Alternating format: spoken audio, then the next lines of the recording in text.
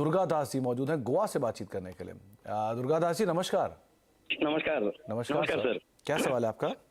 मेरा सवाल है सर, मैंने 14 जनवरी 2022 में 90 शेयर बायोकॉन के लिए थे एट द रेट ऑफ 372। एक साल के ऊपर हो गए सर, लेकिन वो तो वहीं पर है 249। क्या करें सर, उसको लॉन्ग रन में रखे या बेच दूं? तो दुर्गा दास जी, आपने जब ये खरीदारी की और उसके बाद होल्ड भी किया, तो ये शेयर तो वहां से आधा भी हो गया था एक टाइम पे, अभी कुछ दिन पहले तक। जी सर। तो आपने बेचने की नहीं सोची उस समय पर? नहीं, क्या करूं, बेचा तो लॉस में जाऊंगा। हाँ, तो आप लॉन्ग टर्म होल्ड करेंगे, राइट? हाँ। ओके।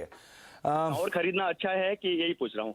ओके, तो गौरव, बायोकॉन के शेयर हैं और ऑब्वियसली बात है बहुत ज़्यादा करेक्ट हुआ है स्टॉक। ये लार्जली अंडर परफॉर्मर रहा है इस बारी का, और इनकी खरीदारी से करीब 150 रुपये पर शेयर के आसपास का घाटा है।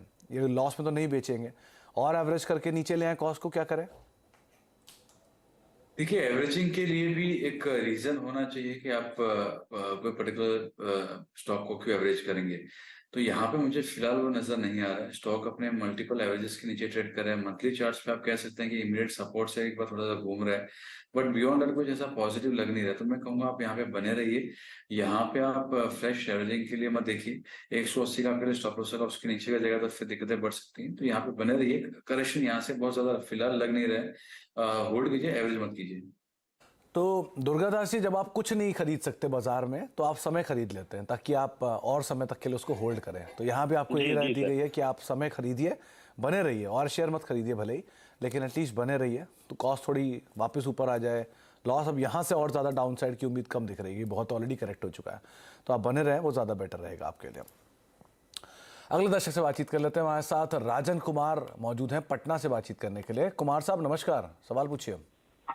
हाँ जी नमस्कार। मेरा सवाल बोरोसिल रिन्यूएबल्स पे है। मेरा बाइंग प्राइस 451 है और अभी करंट प्राइस इसी के आसपास ट्रेड कर रहा है, तो मैं इसे होल्ड करना चाहता हूँ या और इस पे बाय ऑन डिप की स्ट्रेटेजी में अपना सकता हूँ।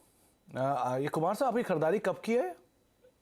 ये लगभग 4 या 5 महीने हो गई। तो मैंने 400 के लेवल्स भी इसमें देखा हुआ है।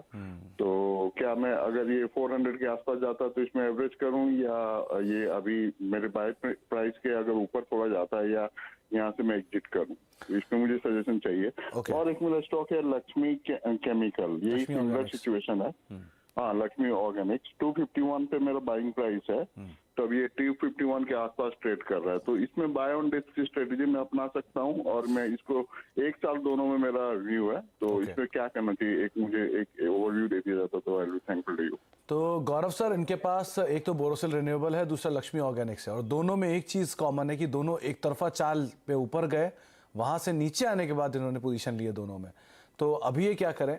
ये होल्ड कर सकते हैं, बाय ऑन डिप्स भी ले सकते हैं, तो कहां तक खरीदारी करें, क्या स्टॉप लॉस रखें, क्या पोजीशन रखें अपनी? देखिए, यहाँ पे अगर मैं बोरोसिल के अगर चार्ट्स देख रहा हूँ वीकली, तो यहाँ पे ऐसा कोई सा ट्रिगर फिलहाल नजर नहीं आ रहा कि यहाँ से मैं कहूँ बहुत अच्छा लग जाएगा। अपने वीकली चार्ट्स में अगर देखा जाए तो ये अपने 55 एक्सपोनेंशियल मूविंग एवरेज के नीचे ट्रेड कर रहा है। तो जब तक स्टॉक जो है 510 520 के ऊपर क्लोजिंग नहीं देगा वीकली बेसिस के ऊपर, स्टॉक थोड़ा सा सबड्यूट रहेगा। थोड़े डाइवर्जेंसेस है, तो यहाँ से अपसाइड आपको थोड़ी 10% की देखने मिल सकती है। तो जैसे इनका क्वेश्चन है कि क्या नीचे आता एवरेज करूँ, तो मैं नहीं समझता हूँ यहाँ पे ये स्टॉक को एवरेज करना चाहिए। ऐसा कोई ट्रिगर लग नहीं रहा कि आपको 1 साल या 2 साल के अंदर काफी अच्छा मुनाफा देखने मिले, तो आप उसको एवरेजिंग कर लीजिए। तो वो सबसे मैं कहूँगा एक बार आप जो है क्वांटिटी उसको बने रहिए। तो मैं फ्रेश एंट्री इसमें सलाह नहीं दूंगा मैं। सिमिलर केस अगर देखा जाए लक्ष्मी ऑर्गेनिक्स का, तो यहाँ पे भी आप देखेंगे तो सिलसिला अगर वीकली चार्ट से देखें ना, लोअर टॉप्स लोअर बॉटम यही बन रहे हैं। तो जब तक कंफर्मेशन नहीं आता कि यहाँ से ट्रेंड रिवर्स हो गया, एवरेजिंग नहीं करना चाहिए, इसको पिरामिडिंग कीजिए कि एक बार कंफर्मेशन आ गया कि यहाँ से और ट्रेंड रिवर्सल हो गया, तब आप उसको ऊपर में बाय कर रहे हैं तो बेहतर होगा। तो ये स्टॉक जो है ऊपर में बाय करने के लिए बेहतर होगा, एवरेजिंग करने के लिए बेहतर होगा रादर नीचे में। तो दोनों का जो अभी एक्सिस्टिंग क्वांटिटी है उसमें बने रहिए। तो अभी आप बने रहें, ऊपर की तरफ कहीं एवरेज करें जो लेवल्स आपको बताए हैं गौरव ने, और सो फार नीचे की तरफ जाकर एवरेज एटलीस्ट ना करें, ये एक रणनीति जरूर बताई गई है। बातचीत करने के लिए हमारे साथ अब राजेश हैं जो कि गाजियाबाद से मौजूद हैं। राजेश जी नमस्कार, सवाल पूछिए। नमस्कार सर। नमस्कार राजेश जी। मेरे पास 550 शेयर्स हैं टाटा पावर के एट द रेट ऑफ 212। जो कि एवरेज करने के बाद 212 अभी हुआ है। तो वही व्यू जानना था कि इसका फ्यूचर क्या है, मतलब 1 ईयर या 1.5 ईयर में कुछ उम्मीद है कि इसमें वैसे अच्छा आप क्या appreciation समय मिलेगा? देंगे इसको राजेश जी? मैं लॉन्ग टर्म दे सकता हूँ 1 to 2 years 3 years, but benefit होना चाहिए क्योंकि मैं देख रहा हूँ पिछले 1 साल से अच्छी तरह से बना हुआ है और डाउन हुआ है मतलब। राजेश जी, अगर इससे 1 साल से पहले देखेंगे ना तो ये बहुत बड़ा आउट परफॉर्मर भी था।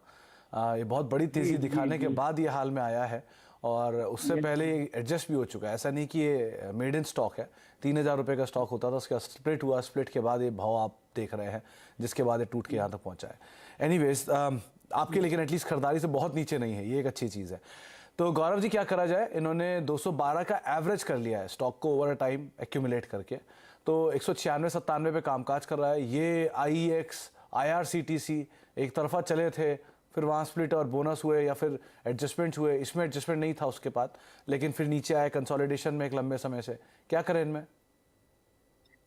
देखिए, यहाँ पे एक 1.5-2 साल का जो आप कंसोलिडेशन कह रहे हैं, एक ब्रेकडाउन हुआ है ट्रायंगल पैटर्न का टाटा पावर के अंदर। अभी उसको रिटेस्ट करके फिर स्टॉक जो है उसको नीचे ही ट्रेड कर रहा है। 200 के इसके ब्रेकडाउन थे, उसके नीचे ही ट्रेड कर रहा है। 190 का क्लोज इसके नीचे अगर आता है वीकली का, तो उसमें प्रेशर और बढ़ जाएगा। 150-160 के लेवल आपको देखने मिल सकते हैं। तो यहाँ पे मैं इसमें बुलिश नहीं हूँ, इनके प्राइस से बहुत ज्यादा दूर नहीं। मैं सलाह ये दूंगा, एक बार एग्जिट कीजिए। इनको अगर बाय करना है तो कोई भी अगर वीकली क्लोज 220 के ऊपर आती है तब आप री एंटर कीजिए।